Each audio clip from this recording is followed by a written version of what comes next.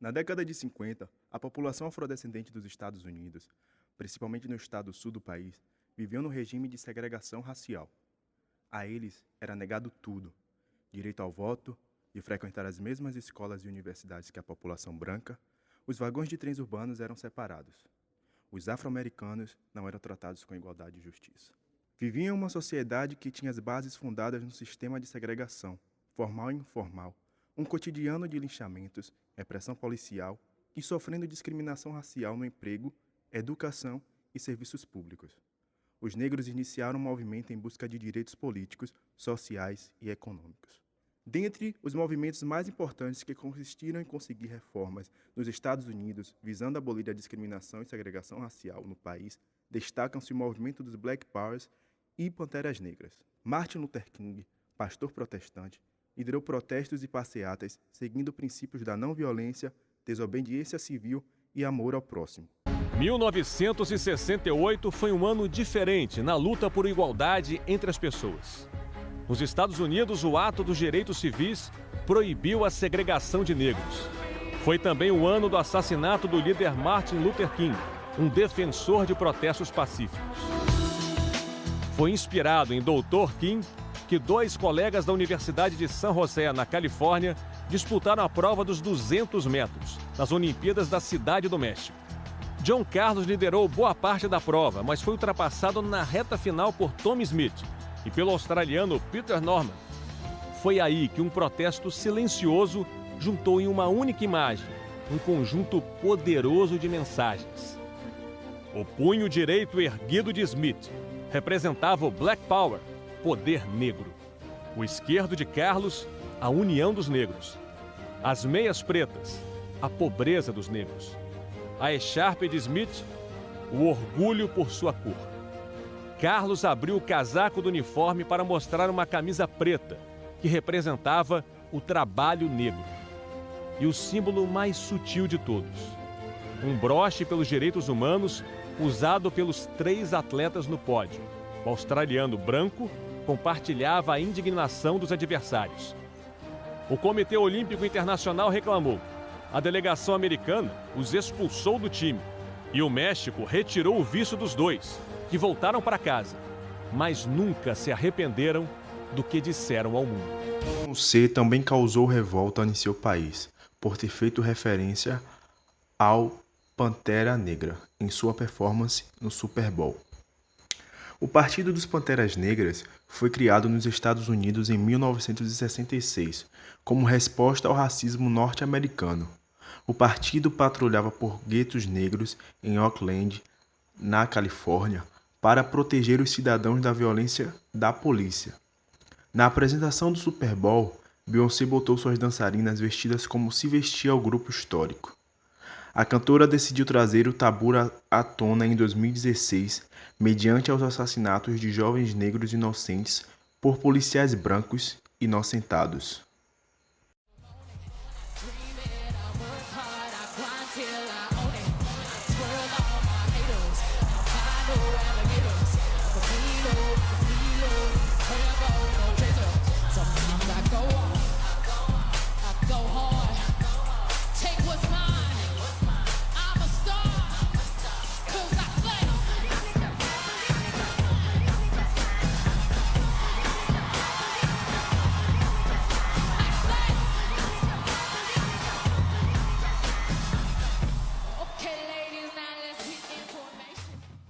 Rosa Parks, costureira negra norte-americana, símbolo dos movimentos dos direitos civis dos negros, nos Estados Unidos, ficou famosa em 1º de dezembro de 1955, por ter se recusado a ceder o seu lugar no ônibus a um branco, tornando-se o estopim do movimento denominado Boicote aos Ônibus de Montgomery, e, posteriormente, viria a marcar o início da luta antissegregacionista.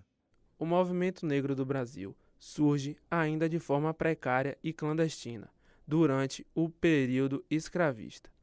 Grandes personagens se insurgiram contra o sistema e impulsionaram o movimento negro. Dentre eles, um dos mais conhecidos é Zumbi dos Palmares, líder do Quilombo dos Palmares. Os escravos utilizavam-se da quilombagem, fuga para os quilombos e outros tipos de protestos, e do bandoleirismo, guerrilha contra povoados e viajantes, para rebelar-se contra a escravidão. Assim, no mesmo período, o movimento liberal abolicionista passa a ganhar força, desenvolvendo a ideia de fim da escravidão e comércio de escravos. Como resultado, foi promulgada em 13 de maio de 1888 a Lei Áurea, encerrando o longo período escravagista.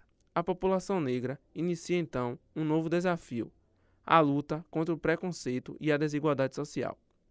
Ao final do século XIX e durante uma grande parte do século XX, circulam jornais e revistas voltados aos negros.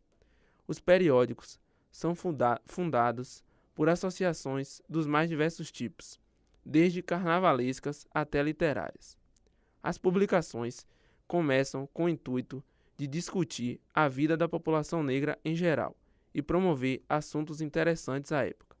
Porém, esses periódicos acabaram se tornando meios de denúncia de atos praticados contra os negros, das dificuldades desse grupo no período pós-escravagista, da desigualdade social entre negros e brancos e das restrições sofridas em decorrência do preconceito racial. O agrupamento de todas as publicações passou a ser conhecido como Imprensa Negra Paulista. Dentro deste mesmo período, em 1931, é fundada a Frente Negra Brasileira. Esse movimento viria a se transformar em partido político, extinto com os demais na criação do Estado Novo. Após o Estado Novo, esses grupos começam a se organizar, formando entidades importantes na história pelo direito dos negros, tendo como exemplo a União dos Homens de Cor e o Teatro Experimental do Negro. Alguns anos depois, nas décadas de 70 e 80, vários grupos são formados com o intuito de unir os jovens negros e denunciar o preconceito. Protestos e atos públicos das mais diversas formas passam a ser realizados, chamando a atenção da população e governo para o problema social, como a manifestação no Teatro Municipal de São Paulo, que resultaria na formação do Movimento Negro Unificado. A Marcha Zumbi, realizada em Brasília em 1995, contou com a presença de 30 mil pessoas, despertando a necessidade de políticas públicas destinadas aos negros, como forma compensatória e de inclusão nos campos socioeducativos. Com dados alarmantes do IBGE e IPA, um decreto do governo FHC instituiu um grupo de trabalho interministerial para a valorização da população negra. Porém, a instauração de medidas práticas passa a ser realizada só após a Conferência Mundial contra o Racismo, Discriminação Racial, Xenofobia e formas correlatadas de intolerância. A partir desse momento, o governo brasileiro passa a ter interesse em demonstrar efetivamente o cumprimento de relações determinadas internacionalmente pelos órgãos de direitos humanos. O termo negritude vem adquirindo diversos usos e sentidos nos últimos anos, com maior visibilidade da questão étnica no plano internacional e do movimento de afirmação racial no Brasil. Negritude passou a ser um conceito dinâmico, o qual tem caráter político, ideológico e cultural. No terreno político, negritude serve de subsídio para a ação do movimento negro organizado. No campo ideológico, negritude pode ser entendido como um processo de aquisição de uma consciência racial. Já na esfera cultural, negritude é uma tendência de valorização de toda manifestação cultural de matriz africana. Portanto, negritude é um conceito multifacetado, que precisa ser compreendido à luz dos diversos contextos históricos. A nossa sociedade foi construída, né, pela voz do branco, né? Sim. Essa fala do branco foi sempre dita como certa. E aqui agora ela fala de uma mulher branca, a gente não se dá conta desse benefício. Exatamente. Então, assim, a questão, eu fico me perguntando o seguinte, a partir do momento que o branco, né, quer dizer, se existe um grupo que está sendo discriminado, tem um grupo aí que está sendo beneficiado todo o tempo. Exatamente. E esse grupo não para pensar nisso. Não se questiona sobre esse privilégio. Então, a partir do momento que esse grupo branco, né, não se questiona sobre esse privilégio, como é que a gente vai ter esse diálogo? Como é que a gente caminha com essa luta? É por isso que é importante o lugar de fala, porque ele vai entender que ele fala de algum lugar. Porque a pessoa branca, no geral, ela se pensa universal, o homem branco. Eu sou um ser humano. Eu olho para você, você é uma mulher, você é específico. Olha para mim, você é negra. É o conceito do outro. Do outro. E que no livro você vai no outro no do outro do outro. E ele não entende que ele isso. também fala a partir de um lugar. Porque quando ele entende que ele fala a partir do lugar do grupo que é privilegiado, ele vai conseguir enxergar que o lugar dele impacta diretamente no nosso. Né? Que os privilégios dele foram construídos à base da nossa opressão. Então ele precisa se entender. Por isso que o lugar de fala incomoda muitas vezes as pessoas brancas, porque elas não querem se entender também como específicas falando de um lugar. Elas querem dizer, não, eu posso falar sobre tudo, eu sou universal, e você que é o específico. Então, quando ele entende que a sociedade é racista, que os privilégios dele foram construídos, ele vai entender a responsabilidade dele em lutar contra isso.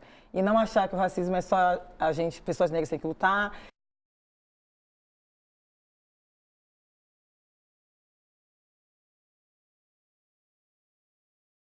Uma análise da apropriação cultural precisa levar isso em conta. Em resumo, sempre que a gente quiser avaliar se uma coisa é ou não apropriação cultural, a gente pensa nesses dois critérios. Primeiro, tem esvaziamento de um significado cultural? Segundo, envolve algum tipo de privilégio de raça, de classe ou de religiosidade? Se a gente responder sim para essas duas questões, a gente está falando de apropriação cultural. Após a abolição, os negros passaram a habitar guetos e comunidades, como forma de proteção e em razão da falta de oportunidades. Entre as reivindicações do movimento negro, hoje em dia está a compensação de todos os anos de trabalho forçado e a falta de inclusão social após esse período. A falta de políticas públicas destinada à maior presença do negro no mercado de trabalho e nos campos educacionais, também a efetiva aplicabilidade das leis que buscam a criminalização do racismo e a plena aceitação e respeito à cultura e herança histórica. O empoderamento estético também se tornou pauta de algumas correntes desse movimento, devido à forte influência da internet. O que assistimos na contemporaneidade é o indivíduo negro construindo sua autoestima e aprendendo a se ver como bonito. Para falar de militância, eu gosto de utilizar o termo didatismo, porque para sermos militantes, temos por obrigação exercermos a nossa didática diária. As pessoas acham que o racismo já foi superado. As pessoas acham que as questões de classe ligadas à etnia, as desvantagens em relação acadêmica e trabalhistas, também ligadas à etnia, são meras normas culturais. As pessoas realmente acham que ser negro e pobre, morto pela polícia, sem estudos, é normal.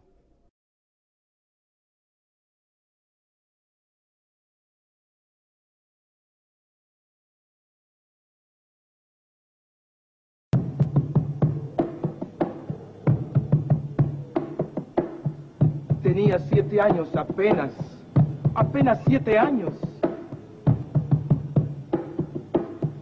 ¿Qué 7 años? No llegaba a 5 siquiera.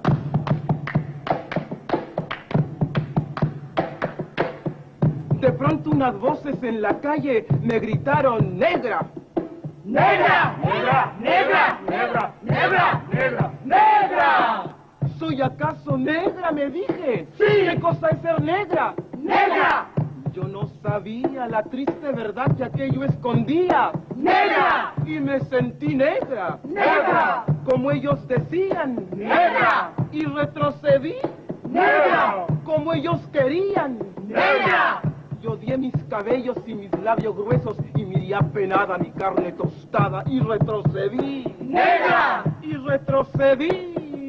¡Negra! ¡Negra! ¡Negra! ¡Negra! ¡Negra! ¡Negra! ¡Negra! ¡Negra! ¡Negra! ¡Negra! ¡Negra! ¡Negra! ¡Negra! ¡Negra! ¡Negra! Y pasaba el tiempo y siempre amargada seguía llevando a mi espalda mi pesada carga. ¡Y cómo pesaba!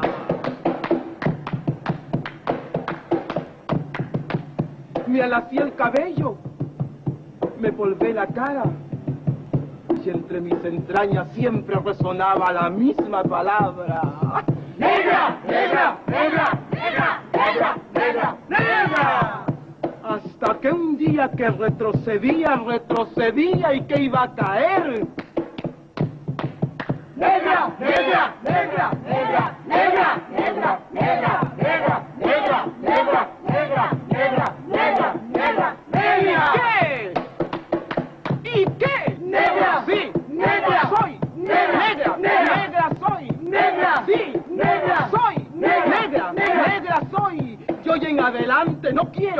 acariciar mi cabello. ¡Te quiero! Y voy a reírme de aquellos que por evitar, según ellos, que por evitarnos algún sinsabor, llaman a los negros gente de color.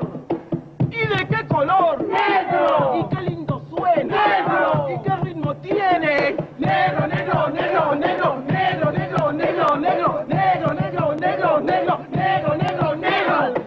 Al fin comprendí. Al fin, ya no retrocedo. Al fin, y avanzo segura. Al fin, avanzo y espero. Al fin, y bendigo al cielo porque quiso Dios que negro azabache fuese mi color y ya comprendí. Al fin, ya tengo la llave. Negro, negro, negro, negro, negro, negro, negro, negro, negro, negro, negro, negro, negro, negro, negro.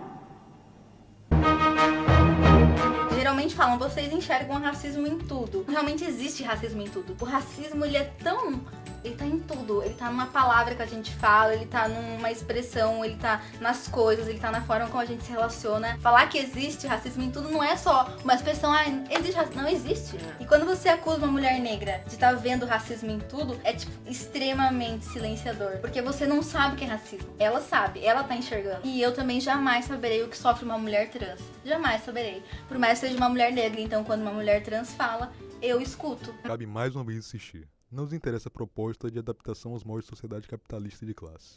Esta não é a solução que devemos aceitar como se fora mandamento inelutável. Confiamos na idoneidade mental do negro e acreditamos na reinvenção de nós mesmos e da nossa história. Reinvenção de um caminho afro-brasileiro de vida, fundado em sua experiência histórica na utilização do conhecimento crítico e inventivo das suas instituições golpeadas pelo colonialismo e pelo racismo. Enfim, reconstruir ao presente uma sociedade dirigida ao futuro, mas levando em conta o que ainda foi útil e positivo no acervo do passado.